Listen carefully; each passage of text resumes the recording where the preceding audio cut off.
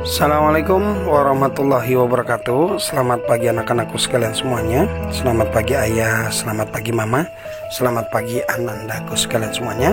Semoga di pagi hari ini semuanya dalam keadaan sehat walafiat, tentunya tidak kurang satu apapun. Dan kita berharap semoga kita semua, keluarga kita semua terhindar dari malapetaka, penyakit, bala dan bencana. Baik anak-anak sekalian, sebelum kita mulai pembelajaran pada pagi hari ini, marilah sama-sama kita berdoa semoga pembelajaran kita diberikan kemudahan dan kelancaran. Tentunya ilmu-ilmu pelajaran yang kita dapatkan menjadi barokah buat kita semua. Dengan sama-sama membaca basmalah. Bismillahirrahmanirrahim.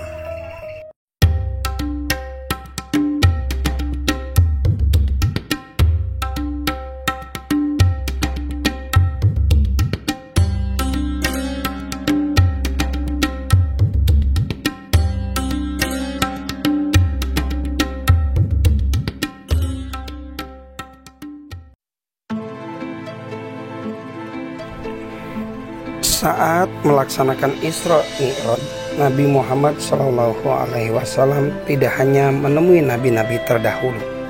Beliau juga melihat peristiwa-peristiwa yang menandakan kekuasaan Allah Subhanahu wa Ta'ala. Beberapa peristiwa tersebut antara lain sebagai berikut. Yang pertama, Nabi Muhammad SAW melihat beberapa orang membawa daging. Di sebelahnya ada daging yang busuk. Namun orang-orang justru mengambil daging yang busuk dan membuang daging yang baik. Mereka adalah gambaran orang-orang yang berzina. Kemudian yang kedua, Nabi Muhammad SAW menyaksikan orang yang tak henti-hentinya memanen hasil tanamannya. Itu gambaran bagi orang yang berjuang membela agama Allah Subhanahu wa Ta'ala. Amalnya akan dilipat gandakan sampai 700 kali. Yang ketiga, Nabi Muhammad SAW mencium bau harum, bau yang datangnya dari kuburan Masitoh dan keluarganya yang dibunuh oleh Raja Fir'aun karena tetap teguh mempertahankan keimanannya kepada Allah Subhanahu wa Ta'ala. Berikutnya yang keempat, Nabi Muhammad SAW diperlihatkan orang yang perutnya sangat besar sehingga sulit untuk berjalan, sebagai gambaran dan hukuman bagi orang yang suka makan riba. Yang kelima, gambaran dan hukuman bagi orang yang suka berdusta dan membicarakan keburukan orang lain, yaitu Nabi diperlihatkan orang yang memotong lidahnya sendiri. Setelah terpotong, kemudian tersambung kembali, begitu seterusnya berulang-ulang. Yang keenam, Nabi juga diperlihatkan wajah malaikat penjaga neraka. Wajahnya menakutkan, tidak tersenyum, dan tidak memperlihatkan keramahan dan kelembutan sedikitpun. Nah, anak-anakku sekalian, setelah kita mendengarkan 6 peristiwa yang dialami oleh Rasulullah pada saat melaksanakan Isra Mi'raj, ini membawa kita untuk semakin dekat kepada Allah Subhanahu wa Ta'ala, karena takutnya kita menghadapi apa yang paling menakutkan oleh semua orang, yaitu neraka jahanam. Selain peristiwa-peristiwa di atas yang tadi kita sudah jelaskan, ada sesuatu yang telah diterima oleh Nabi Muhammad SAW yang lebih utama, yaitu sebagai berikut. Yang pertama, selama perjalanan Isra Mi'raj, Nabi Muhammad SAW selalu ditemani oleh malaikat Jibril. Namun ketika hendak menghadap Allah Subhanahu wa Ta'ala ke Sidratul Muntaha, beliau turun naik sendiri tanpa ditemani malaikat Jibril.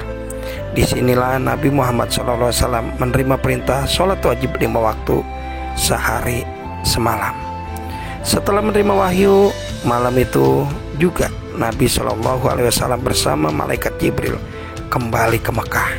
Sebuah perjalanan yang hanya bisa terjadi atas kodrat dan iradatnya Allah Subhanahu wa Ta'ala. Yang kedua, Nabi Muhammad SAW segera menyampaikan perintah sholat yang baru saja diterima kepada umatnya. Beliau cemas akan sikap umatnya, apakah mereka bisa menerima kebenaran peristiwa yang dialaminya, karena kejadian itu sangat luar biasa. Yang ketiga, Nabi Muhammad SAW sebagai Rasul yang bersifat tabligh akan selalu menyampaikan wahyu itu meskipun berat tantangannya. Beliau menceritakan peristiwa Isra Mi'raj di hadapan orang-orang Quraisy. Ternyata benar penduduk Quraisy tidak percaya akan kebenaran peristiwa Isra Mi'raj. Dan yang keempat,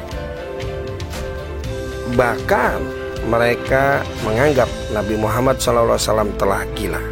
Pada kondisi seperti ini, Abu Bakar datang membesarkan hati Nabi. Ia membenarkan dan mempercayai cerita Nabi Muhammad SAW. Banyak sekali peristiwa yang disaksikan oleh Nabi Muhammad SAW dalam perjalanan Isra Mi'raj tersebut.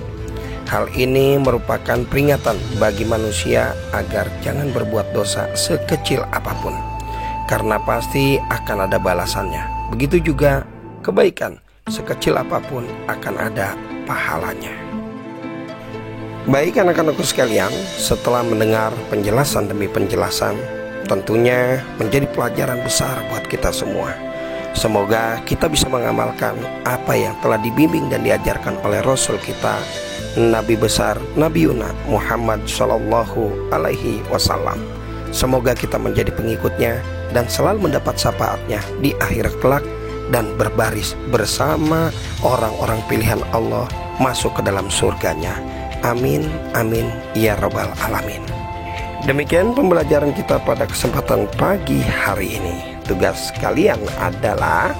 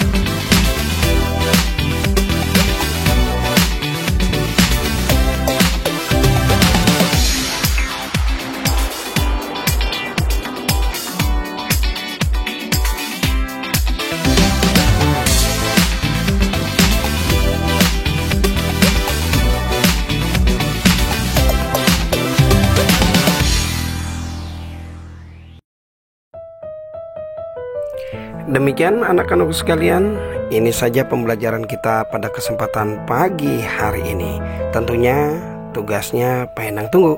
Kita bertemu lagi di waktu dan gelombang yang sama. Jangan lupa videonya di like, komen, dan subscribe. Akhir kalam, assalamualaikum warahmatullahi wabarakatuh.